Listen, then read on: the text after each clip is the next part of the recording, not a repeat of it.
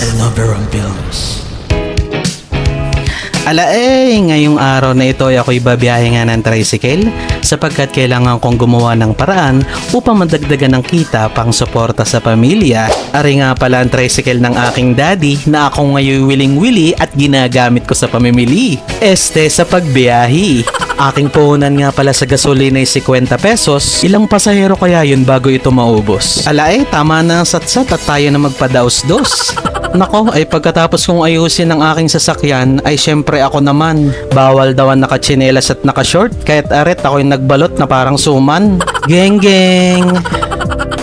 Hala, sige, higop ka pa eh. Matapos ko nga maganda ay ako'y nag-final check muna. Ito'y kailangan upang mga pasahero hindi maadwa. Sige ka, baka mapicturean ng iyong muka. Nako, ay munti ko pa makalimutan. Ako'y maghahatid nga pala sa eskwelahan. Itong aking anak na mahilig maghugas ng pinggan. Ang sipag niyan. Ngayon, ako'y handa na sa aking mga ruta. Atin na makikita kung gaano kahirap kumita ng pera. Akin ang binuksan ng gate at baka anak ko ay malate. Baka kabaliktaran ang mangyari, ang daddy ang mapalo sa pawait. Hindi ko pala nabanggit agad sa inyo. Ngayong araw na to ay half day lang ako. 50 pesos lang talaga ang gasolina ko. Baka magtulak ako. Pagdating nga namin sa school ay nagbabay ng anak ko. Aba, parang ibang tao. Ngayong natid ko na siya, pwede na akong pumasada. Wala akong toda, kaya bahala na. Sabi nung iba, hindi ba nakakahiya? Ikaw ay nag-aral pero ikaw ay pumapasada? Aba, ba't ako mahihiya? Ito'y para sa aking pamilya. Ito'y marangal na extra pandagdag sa suporta. Hindi ba mas nakakahiya yung walang ginagawa? Yung nakahilata lang maghapon at basta lang nakatunganga? Kaya kung naiinggit ka, try mo din pumasada. Sinasabi ko sa'yo, uuwi kang masaya. Dito nga pala ay umikot-ikot na ako. Nagbabaka sakali, baka merong pasahero. Pero kahit anong gawin ko, wala pa ang swerte ko. Tumigil muna ako, sayang kasi ang gas ko. Di rin nagtagal, umalis na din ako. Dito kasi sa pwestong to, walang masyadong tao. Baka pag nagantay pa ako, kumapal pa ang buhok ko. Kaya't nag-ikot-ikot na uli ako, baka makapasahero. Lumipas pa ang ilang minuto at bigo pa rin ako. Ganto talaga pag hindi ka miyembro, para ka nanlilimos ng tao. Kaya naman ako, saludo sa inyo, mga tricycle driver ng mga taga San Pablo. Alam kong hindi biro ang inyong mga trabaho dahil ako mismo ang nakakaranas nito. Sa awa ng Diyos, makalipas ang ilang minuto, nagkaroon na rin ako ng aking unang pasahero. Ang sarap sa piling ng kanilang unang hiling. Saan ko kayo ngayon dadalhin? Ay po kayo?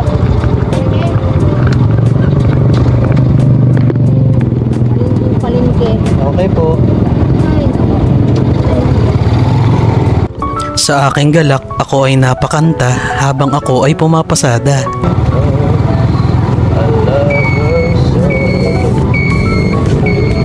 Si nanay nag-enjoy na lang sa aking pagkanta hanggang sa kami makarating kung saan nila gustong pumunta.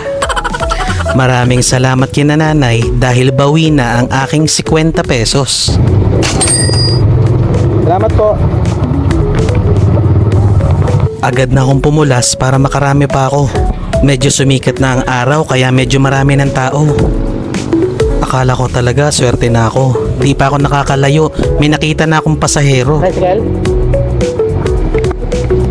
Saan po kaya? Ha? Saan po kaya? Hala ko sasakay eh. Ay, sige. Si ate talaga na joke ako. Pero di rin nagtagal, nakakuha na ako ng totoong pasahero. Saan po kayo? San Avenue? Ay, saan parte nga po yan? Paturo na lang po. Kakaliwa ka din sa daan. Paturo na lang na ha. Nakakahiya kay nanay yung lugar na gusto niyang puntahan. Hindi ko alam. Kaya naman ako sa kanya nagpaturo kung saan. Pasensya na po kayo. Ako'y taga San Pablo pero hindi ko pa kabisado. Makalipas ang ilang minuto ay nakarating na rin kami sa lugar ni nanay. Salamat po.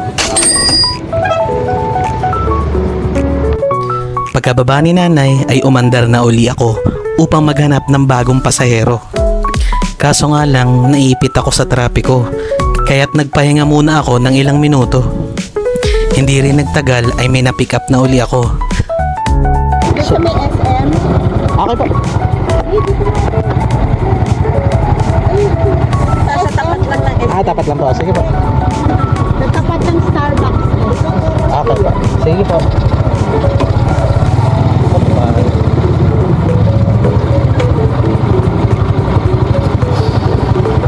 Kaya.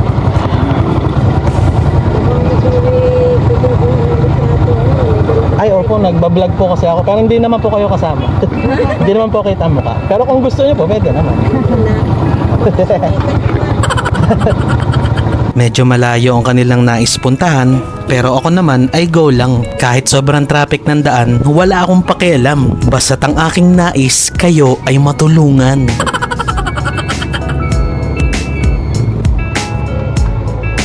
Habang kami ay umaandar, sina ate panay ang tsikahan. Mukhang excited sila sa kanilang pupuntahan. Maya-maya pa ay narating na namin ang lugar. At dito na ako tumigil umandar. Dito po ba? Yeah. Ayan na. Ay, salamat po. Magkano po? 70.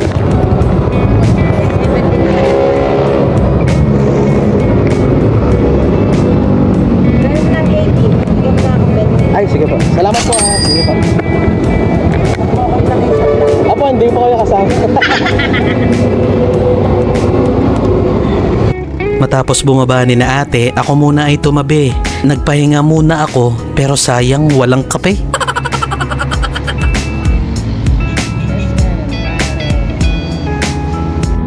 Matapos kong magpahinga, ako ay uuwi na muna. Susunduin ko lamang ang aking mag-ina. Gusto daw mag-back ride ni Mrs. at ni Baby. Pagising kasi niya, nasaan daw si Daddy.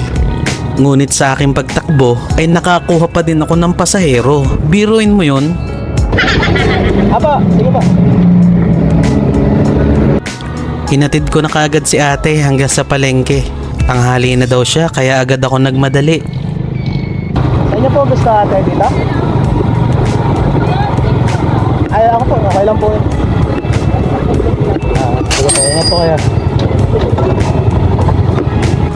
Pagkatapos nito, ako'y agad na umuwi na para sunduin ang mag-ina ko. Excited na daw si Baby na bumakride kay Daddy.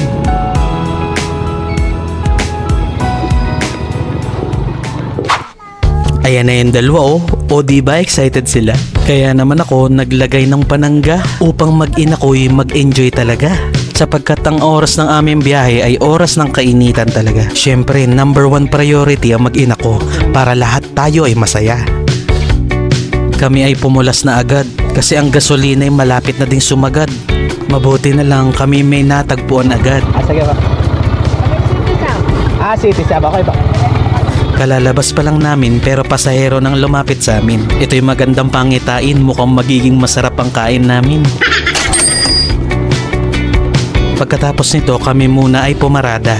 Nag-antay-antay baka sakaling merong makuha at para na din makatipid pa ng gasolina. Tingnan nyo naman ang pwesto ng aking mag-ina, parang Class A hotel sa Manila. Are you ready, Lily? Let's go? Let's go!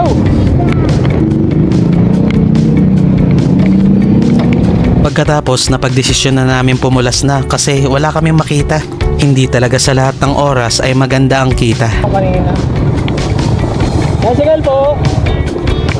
Lumipas pa ang ilang minuto, wala pa rin kami makita. Naawa na ako sa mag-ina ko kasi ang init na talaga. Mabuti na lang si ate biglang pumara. Ay po kayo? Apa, tara po.